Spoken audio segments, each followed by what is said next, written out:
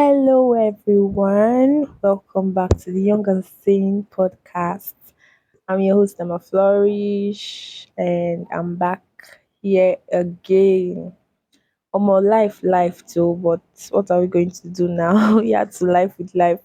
But yes, I'm back from law school, and this is going to be bigger and better. I've missed you guys so much, and I'm so glad to be back to continue from where we left off. So yeah, let's get into today's episode. Previously, we've been talking about a lot of things, and most recently, we started with inner child wounds. The concept of inner child wounds, what it entails, and then the kinds and the types of inner child wounds.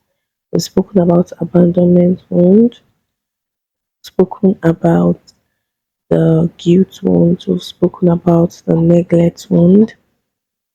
So today we'll just continue with the trust wound.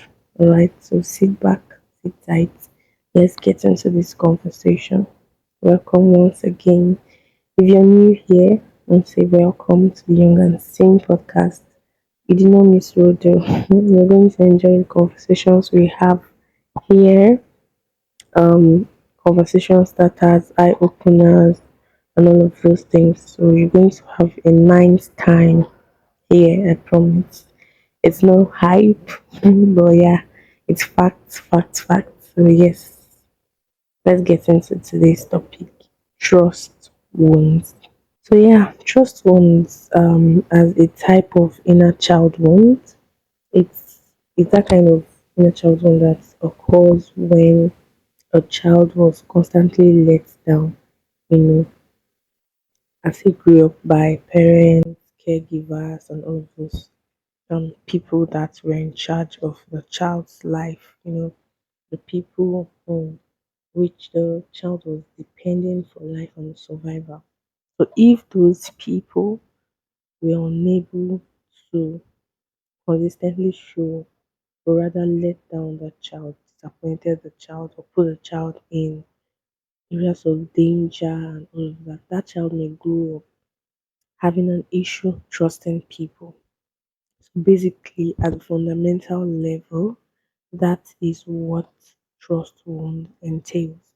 So that child now begins to live in fear, in constant fear of getting hurt or harmed by people, um, just because his or her caregivers did not protect him or her from danger, or offer this kind of um, trusting space and protection over the child during his or her formative years. So basically, that's what trust would entail. And a lot of times, danger could have happened in different aspects of life. It could have happened financially, and so that child grows up not trusting people financially. So yeah, trust wound occurs with different aspects of life, as with money, as with people, as with friends, as with situations, relationships, all of those things.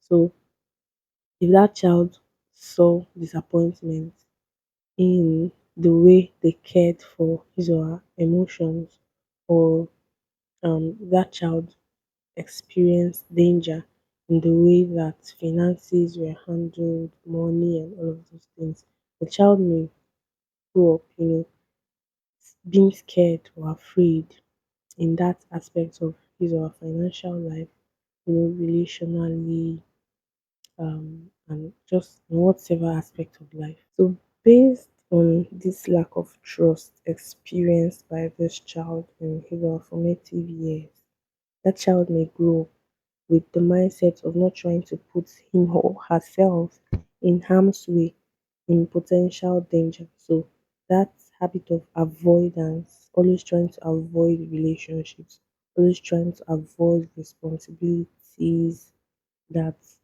come with relationship, and then always being adhering to surface level relationships. This child may just find him or herself trying to just do surface level things. You don't want to connect deeper with people, you know. So that child just begins to avoid a lot of things because he does not feel safe, he does not feel secure, scared of people hurting him or putting himself in harm's way. And so he becomes prone to avoiding people, avoiding situations, avoiding things, and just on and on like that. And it becomes a circle. And when we're talking about that child, even as an adult, you know, if you listen to our previous episodes on inner child wound, the inner child wound shows up where you're an adult, right? But that boy part of you that experienced that trauma, that girl part of you that experienced that trauma is still living vicariously through you, right? So that part of you is still living vicariously through you. And so you're going to be seeing it showing up in your adulthood, right? And so that's what we're calling inner childhood. So if you as a child experience danger, not feeling safe, not feeling secure, not having a safe space among your caregivers, always feeling like you're in danger or always being hurt or disappointed, you're going to grow up not trusting people, not trying to put yourself in that situation, right? And so this person, this adult now, is always trying to prevent putting themselves in situations that will bring about betrayal, and all of that. But because this wound still runs deep in them, you know, always feeling insecure and all of those, there's, I was talking to somebody recently and I said that you attract your kind of person. So the people that you're with at any level you are in life speak to the kind of person that you think yourself to be. So if you think yourself to be worthy, if you think yourself to be valuable, if you think yourself on a subconscious level to be important, if you know yourself, right? If you value yourself, if you're the kind of person who thinks themselves to be, say, for example, a king's daughter, like you're very precious, you're going to surround yourself with people that are of your kind, right? So at every point in time that you see your friends, you know, your friends are a reflection of who you think you are. And that's just the truth. So a person with trust wounds will usually attract other people that are unable to trust also. They would attract same people that can betray them. You attract people that also want surface level relationships, people that avoid connections on a deeper level. They will attract people that are unable to give them the security they somehow desire because what they are still with the trust ones, right? They still have this trust ones, so they are going to attract people that also have trust ones. So it's just like that in life. You attract what you are. You attract who you are. All right. So that's just a natural consequence to life. And so it now begins to form this circle of life pattern on, and then they attract partners that are not trustworthy, and it validates this feeling or fear of people are not to be trusted. All right, and so it's just like a circle, um, a chain of reaction just happening over and over again, and it's like there's no coming out from this. So yes, the people we trust will most likely attract other people with same kind of trust, same pattern, same people that hurt them before, kind of patterns or lifestyle of the people I heard them before. That's just the natural um listen, and there's a lot of symptoms, to know if you have the trust on. But yeah, before I get into that, let me tell a brief story. So I now thinking about myself, I think I used to have the trust on, right? I'm at this place where I I have come to an understanding of humans, right? And I follow them, I pursue them with compassion. I really I operate from this place of curiosity. I want to really understand you. I want to really know what's going on in your head. I want to really know why you're thinking what you're thinking. But before I got here, um I I was traumatized, I had the trust on, yeah, gladly. And I used to be so skeptical of getting into relationships with people because I'm like, you're going to betray me, you're going to trust me. That is like my fundamental thought about everyone that was trying to get close to me. And so even when I get close to people, it's a surface level relationship because I don't want to put myself in that situation where I'm going to be betrayed, I'm going to be let down by you. No, no, no, I don't want that. So I'm not going to put myself in that situation. Right. So this was just a subconscious thing, but it was my everyday reality. Yeah, that was my reality. And when I think of it now, I think about something that was recurrent in my childhood.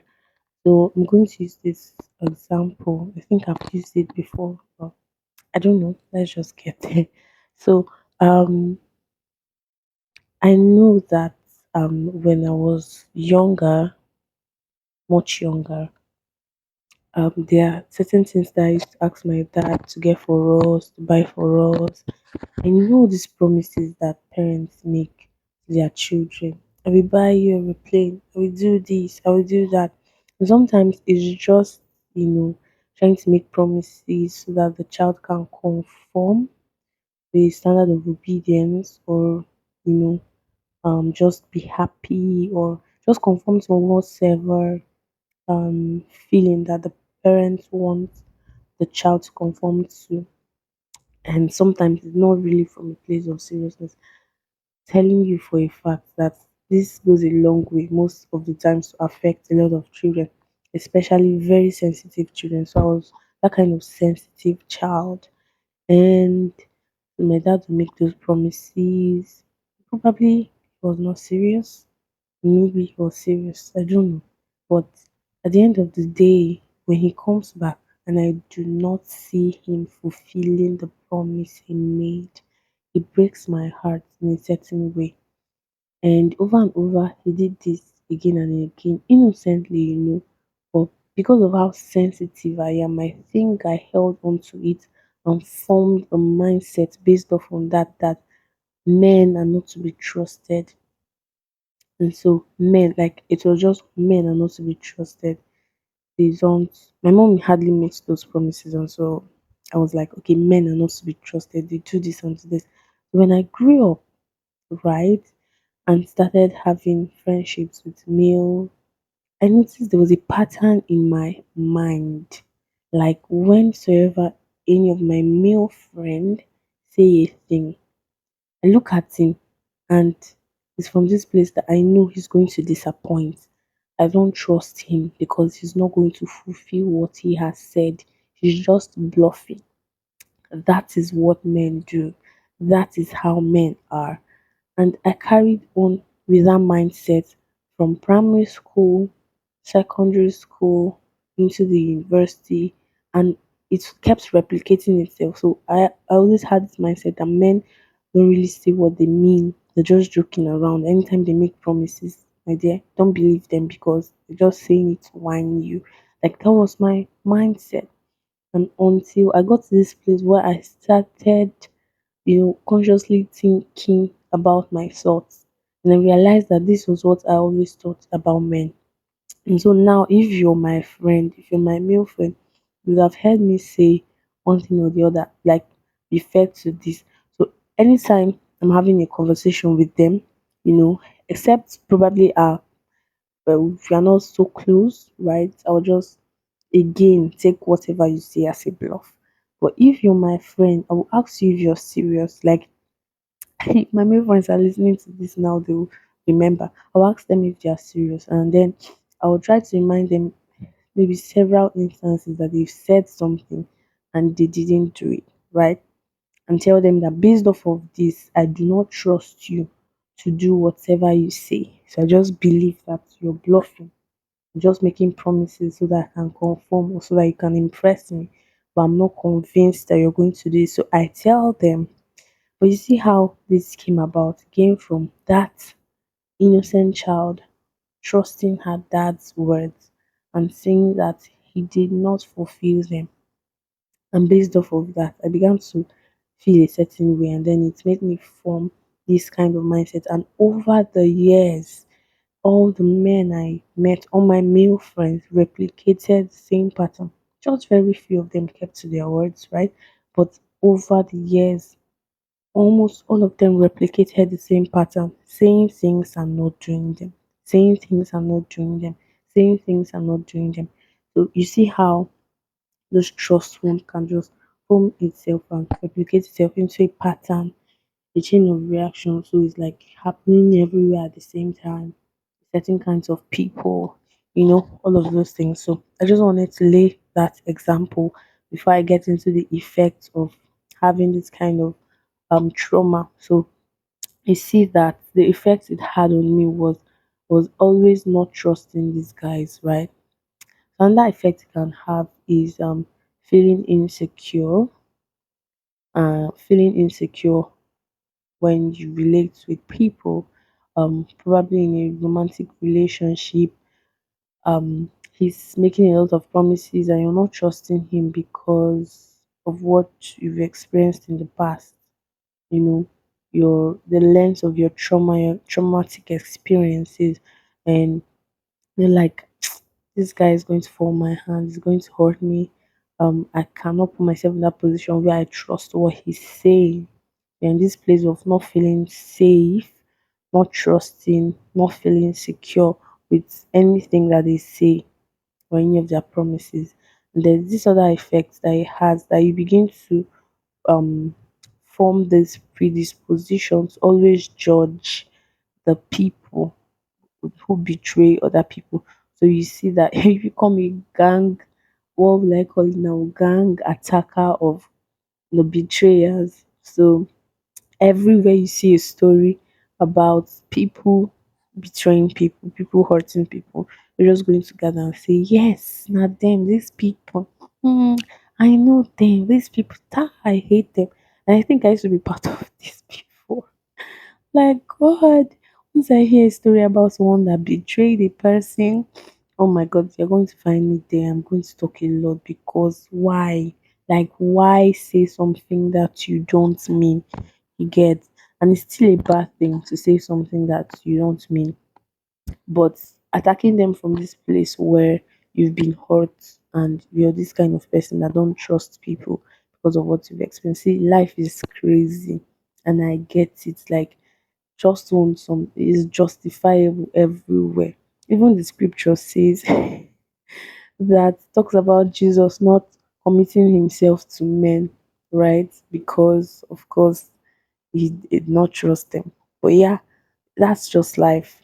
But now, getting healed from the trust wound is very important so that you don't what will I say, project whatever experience you've had in the past. You've project your inner child wound experiences or traumatic experiences on people. People may be different, that a lot of guys that I met that were my friends, had this pattern of saying and not doing things, which reinforced what my dad was doing when I was a child. Did not mean that every single man is like that. All right. So it could have been that if I met a good man and I continue projecting that kind of thing, it would have spoiled, a very beautiful relationship or just, just mess things up. Right. And so, um, getting healed from the trust wound is very important. This could be a very tricky one, but nonetheless, healing from trust wound is important. So you don't begin to project your distrust on every single person. Every single person is individual. So you treat individuals as individuals. You see their pattern of life. You see how they behave. You see how they act. You see how they keep to their words. You see how what their words mean to them, and you treat them that way, right?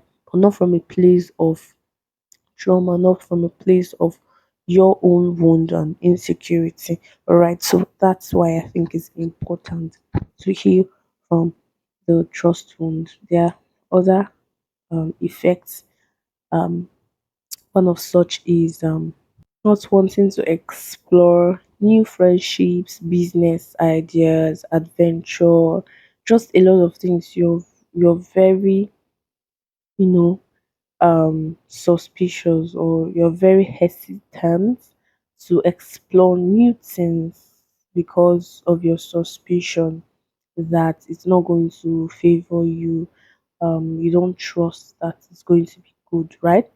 And so that's another effect. Another effect of the trust wound, which I think it's a very big one, is the fear of being vulnerable. Like a lot of people, they fear being vulnerable, right? Because I don't trust you and I suspect that you're going to betray me. And if I tell you my secrets, if I bare myself to you, you're going to hurt me. You're going to you're going to treat me in a way that I will feel betrayed, right?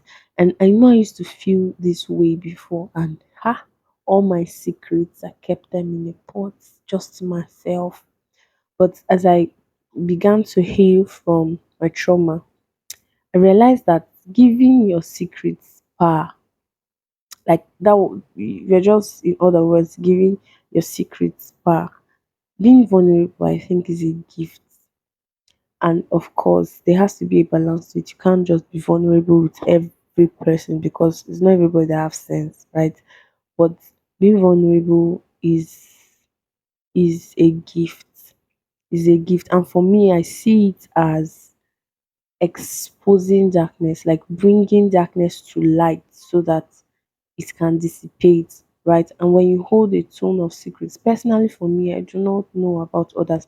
When you hold a tone of secret, there's a kind of hold it has against you that when you bring it out to the light, it gives you this freedom, gives you this sense of freedom. Personally for me, I do not know for you, but yes, so I've learned as I healed from the trust wound, the trauma, inner child wound, trust wound, I became uncomfortable with being vulnerable with people. Although there are levels to these things because it's not everybody that you can be vulnerable with. There are certain people that cannot handle your vulnerability, and there's that. So, emotional intelligence and the maturity to be able to tell them just the ones that they need to know and tell them how they should know it. I think that suffices. But then the gift of vulnerability is very important. Being vulnerable with your close friends, people that you can trust somehow, and also not being so scared that you know when they let it out it's going to harm you. Right now, I've told a lot of people like certain um mistakes I've made, a lot of things that have gone wrong in my life based on a fault of mine, my foolishness and all of those. I've told some people. Now, at one point I was scared of judgment, but then I'm like, and if they judge me, who cares?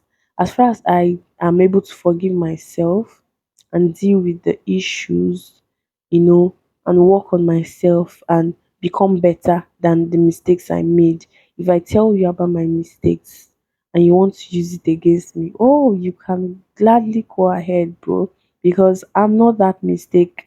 I just made a mistake and I've moved on from it. I've healed from it. I'm now better than that. I've learned my lessons. So I don't think you can't use it against me, right? So all these are right in the process of healing from the trust wound. All right, it comes like a complete package. So healing from trust wound helps you to learn how to be vulnerable, and also the kinds of people that you can be vulnerable with, and how not to give power to your mistakes, and all of those things, and eliminate the feeling of regret. So when you tell people, you're always scared that people are going to judge you, and all of those things. So yeah. So let's get into highlighting some attitudes, characteristics, those things you can pinpoint in yourself as you're listening to me right now, and they'll help you to identify if you have the trust wound, the inner child trust wound, or not. So let's get into it. The first one is, I mentioned earlier, right? You're going to fear trusting people. You'll be so scared of trusting people. Like, you have this inability to trust people. It's just, it doesn't come naturally. Like, you do not trust people. Or on the flip side, you trust people a lot. Yeah. So it can be either ways, no trust for people. Then on the flip side, you trust people a lot. You easily trust people. You easily commit yourself to people. You easily give yourself away to people.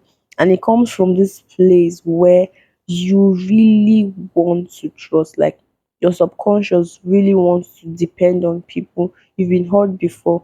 And so you want to get past that, right? And you're so desperate to find people that you can trust because you've never seen people you can trust. So you easily just give yourself to people. I've heard people tell me these people as what's it now? Naive people. Sometimes you're very naive, right? And there's a lot of nuances to this, but let's not get into that. So your inability to trust people or over trusting people. Yeah, yeah. So another one is the fear of commitment. You're so scared to commit yourself to relationship, friendships, like totally. You just give parts of yourself because you're like, human being go still betray, right?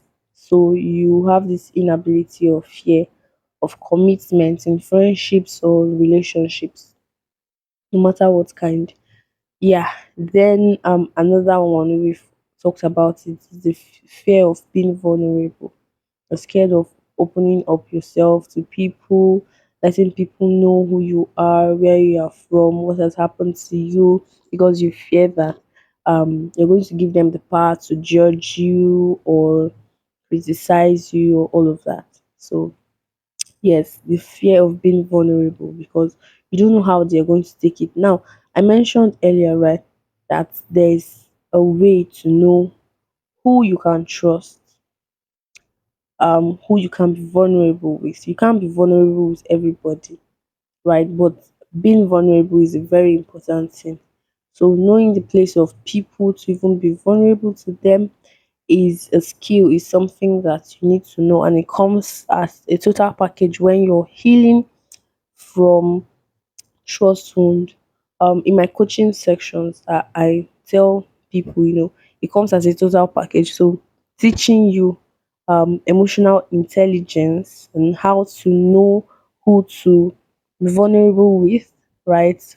The people to trust. Now, you're not being vulnerable with them because you totally trust them that they're not going to use it against you, but you're being vulnerable with them because you're transparent, right? You want to lay everything bare. Like, yeah, it's not like whatever you're telling them is you giving them the power to hurt you, right?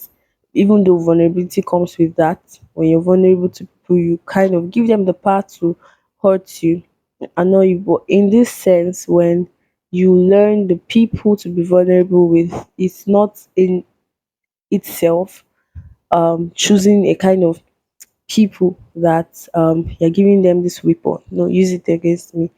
In the place of vulnerability, you have to come to this balance, right?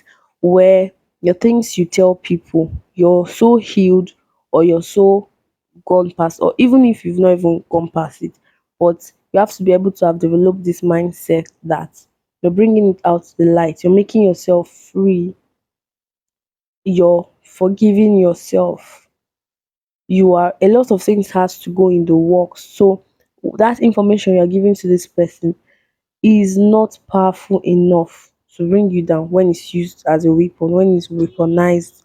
Of course, it's going to hurt you, but it's not going to bring you down. All right. So it comes with a total package. And in my coaching sections, I let you in on all of these things, nuances. So yeah, being vulnerable with people is um a problem. Yes. So that's one thing. We talked about commitment, right? And then this fear of always not wanting to explore new things, like you do not want to get into things that will bring you to your desired future because you're so uncertain about the future. So this uncertainty about the future, the predisposition to always be scared, like I'm scared that this future, I'm uncertain about it. So if you're so uncertain about your future, that could be an indication, right? You have this fear of uncertainty. Let me not say uncertain about your future because not every one of us is really certain about our future, but you have this fear like sitting pretty on your mind about the uncertainty of your future. You're not even trusting in God. You're not even trusting in whatever. You're not even trusting that your future is safe, secure, and okay. You're just so scared that it is not what you want it to be, right? So you could be suffering from the trust wound. Now, if you're this kind of person that takes up this stance that everybody's against you, you're always scared that people are against you and they want to come after you, you most likely have the trust wound, always thinking yourself as the victim. Everybody's against you. And so these are the aspects of also being scared of criticism, not being able to take it because you think that you always want to be defensive when people are trying to point out something to you or say something to you, like they're always against you. You have the trust on, right? So you're just taking this stance like, oh my god, victim, vanquish. I don't know, that kind of position, always taking the victim's position, right? An approach to life, like everybody wants to hurt you. When they want to say something to you, you're always defensive, like, bro, it's not like that, all right? So if you're like that, you're always scared of what people will say, to you when probably they want to point out something, or even when people are criticizing you and you're so scared. Um, you could have the trust on. All right. So yes, always having your guard up, always having your guard up, being defensive goes to show that you have the trust on. And as I mentioned before, you're not just afraid of uncertainty. You're not just afraid of uncertainty, but now you have extreme paranoia. You have extreme anxiety when you think about it.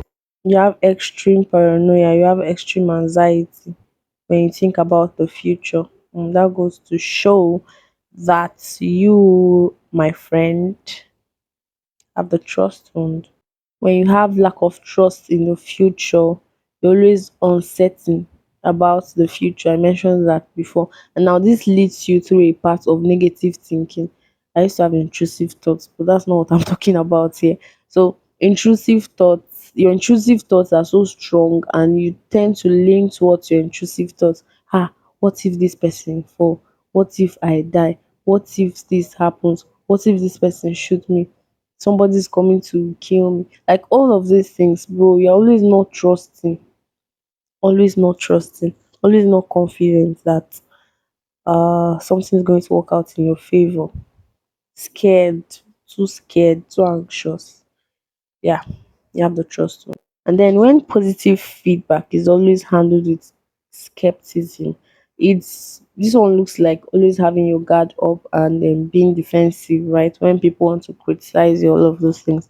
But yes, this time around it's positive feedback and you're not sure. Probably someone is complimenting you, handing out compliments, and you're like, this person just the whine me. It's not true, right? You have the trust one. Now, let's go. This other one that talks about leadership. Guy, I used to be this kind of girl that runs away from leadership positions, and it was because I had the trust one. So if you're always running away from leadership positions, it's because you don't trust yourself and you don't trust yourself to be able to handle the responsibilities that's going to be put on you, and you don't like that people trust you. You're always scared, right? Having this because I'm like, how will people trust me? So I'll be put under pressure to, ensure that I don't betray their trust. I remember this situation in first year, second year where I was given a leadership position in first year, my campus fellowship. I wanted to run away. Like guy, I'm like, no, no, no, I'm not deserving of this because I don't trust myself. And you're giving me with this position. And let me tell you, it was a position that had to do with money, financial secretary. I will see people's money and run away. So fellowship, but I was so scared, like, I don't trust myself. So you people giving me this position and now entrusting me with this is a lot of work. So I know that I did a lot to frustrate the people, like not to frustrate people per se, but then I just did a lot, and at the end of the day, the position was taken away from me, and also I felt so relieved. But yes, I felt um this leadership position guy. So always running away from leadership position. And I remember that that was my default, always running away. Once it comes, they come this, no, I will run away. Yeah, that was because I had the trust wound, right? See, let me tell you this one that is very evident. See, if you would rather do the driving than let somebody do the driving, Baba, you have trust wound. Like if you would rather do the design than let someone else do it, you have a trust wound. Like forget perfectionist though. I know you people will bring the this thing of perfection. There's that, but sometimes like you just want to do it by yourself. You have to trust on because you have the inability to trust others to deliver. And then it also stems from this place that you want to control other people's behavior, how they do things. You want to control the behavior and the outcome of things in your life and other people's lives. Like, bro, you have the trust on, all right? So yes, if you always find yourself in these positions, you have the trust one baby. Then you're constantly scanning other people, scanning them. Yes, it's good to scan people, it's good to discern, right? But when it's overtly excessive and obsessive, you have the trust wound. All right. And then the trust wound in yourself can show up as you not trusting yourself. And you not trusting yourself can show up in having low self esteem, inferiority complex, um, thinking about yourself as lacking in ability to execute tasks or whatever you want to do. So if you're always having a hard time making decisions, like you don't know how to make decisions, and then every time you make decisions, you're judging the rightness of that decision based on the outcome rather than the process it took you to get to the decision, then you most likely have the trust one. And then if you're struggling with not feeling enough, it's also part of the things that go to show that you do not trust yourself, right? You don't feel enough. And then you're always envious of others with the inherent thoughts that is easier for them than it is for you. And that's why you're struggling. Then you have a trust wound. And also, if you always relapsing into the feelings of regret of your past actions, past decisions, past mistakes, then bro, be you're dealing with the trust zone. All right. So all of these things just goes to show that you're dealing with not trusting yourself. It's dealing with the trust wound. So how do you heal from the trust wound? Let's just gloss over a few things that you can do to heal from the trust zone. The first thing to do to heal from your trust zone is curiosity. I mention this always. Curiosity is like the major thing that will help you when healing from inner child wound. So being curious about where is the foundation of this feeling or this wound? Where did it start from? Remember in this podcast I mentioned how that my um my dad was making promises, when I was much younger, and probably from a place of just making us conform to certain things and all of those things. But I, as a sensitive child, it struck a chord in my heart. I'm like, men do not fulfill their promises, right? So he was making promises that he did not fulfill based on the fact that he wanted us to conform to certain attitudes or behaviors or actions or lifestyle or just whatever, right? So always be curious to know where did it start from. Be curious to know. And then if it originated from the dealings you had in the past with people, forgive those people. I get that a lot of people say forgiveness is a choice, but forgiveness is a fundamental step in your healing process. It helps you to release other people and also make room for a release of yourself, right? A release of yourself. So forgiveness is very important. Now, when you forgive the people, that occasion the disappointments or just whatever, it will bring you to this place where you are now free, right, to work on yourself, act on yourself. Now, you've taken away the power of your healing from those people. When you forgive them, you've placed it on yourself, right? So you're now free to heal at your pace in your own timing, right? So forgive people that have occasioned the disappointment. Then you get to this place where you begin to work on yourself, to become accountable to yourself, hold yourself to become accountable to yourself, and begin to trust yourself, right? There are a lot of things, that are involved in this, but work on yourself and become accountable to yourself. So you begin to trust yourself. When you trust yourself, um, in some level of compassion that you begin to develop for yourself, you discover that you can also trust other people, right?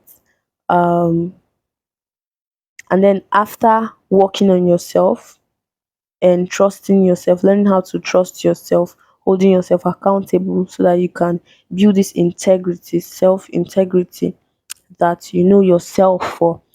You can take it up to the point where you begin to update your beliefs about others. You will find out that when you begin to trust yourself, you will have the capacity to trust other people. Now, not based on what they say or just whatever, but based on how they are.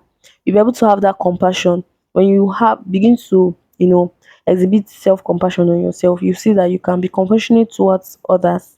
You really, really understand why people act why the way they do, right?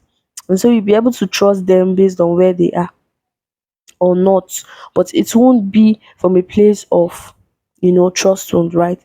And so begin to update your beliefs about life, about yourself, about people, just about basically everything. Now this is just a rundown, a summary of how to reparent yourself, how to heal from the trust wound. But I bet you, I know that you know that it's deeper than this, right? And so with coaching, with therapy, you can, right, get better. So I think we're going to wrap up on this note today. Thank you guys so much for being a part of today's podcast on trust zone. And I'm sure if you listen to this point, if you listen to the end, you must have gotten something that stands out for you, right? Something that you'll be able to take and hold on to, something that you begin to work on yourself, right? With the stories I've told in this podcast episode, I'm sure that it will be of a lot of help to you. Yes, so thank you guys so much for listening in. We are now on YouTube. All right, you can check out Tamarflourish on YouTube, the podcast section. We have our podcast uploaded there. Yes, so you can now listen on YouTube, not just Spotify alone. Thank you guys for tuning in on this podcast episode, and I hope you learned a lot. I'm grateful that I was able to share a lot of things on this episode, and I hope that you learned a lot. Please share this with your family, your friends, everybody. Tell them that the Young and Sane podcast is back again. We're going to be live again next week, Friday at 8 a.m. Don't forget that I love you. Let's talk about life always and living. We're going to be young and sane people. Yeah, my conversations here. So, yes, have a fun time, have a fun weekend. Enjoy yourself, enjoy your life, live to the fullest. All right, see you next time. Bye.